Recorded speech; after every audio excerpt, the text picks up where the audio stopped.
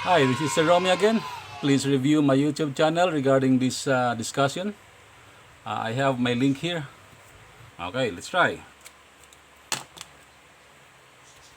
Will this satisfy a perfect square factor? Okay, when the two terms are perfect squares. Perfect squares? Yes. Perfect squares? Yes. Okay. And both are positive. Positive? Positive? Yes.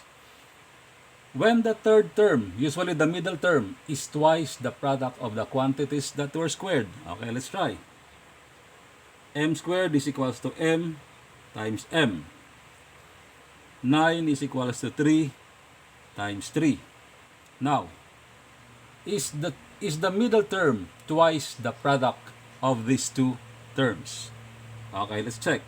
Twice the product of these two quantities. 2 times 3 is 6. 6 times m is 6m. So, check. So, what will be your factor?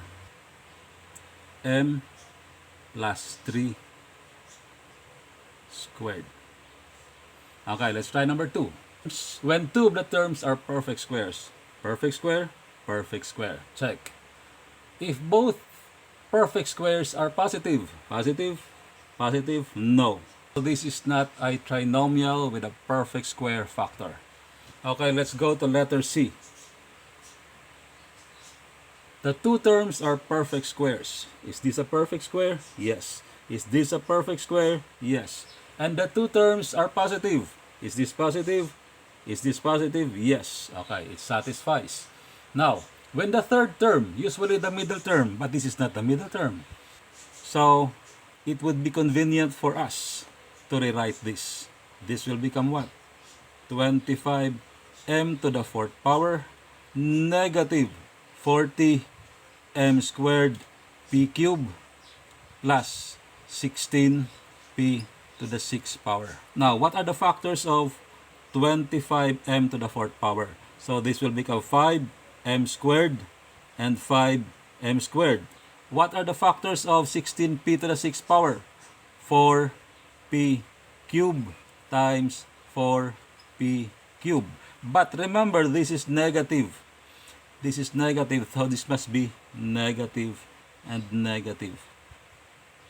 Okay, next condition. When the third term, or usually the middle term, is twice the product of the quantities that are squared. Okay, let's try. Let us check if this is twice.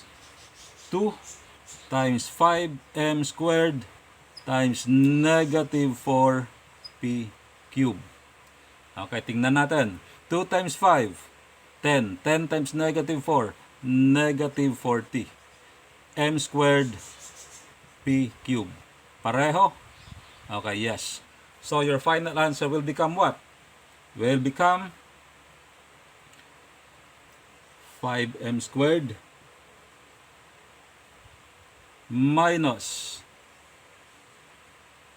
4p cubed. 5m squared minus 4p cubed squared. So this will be your final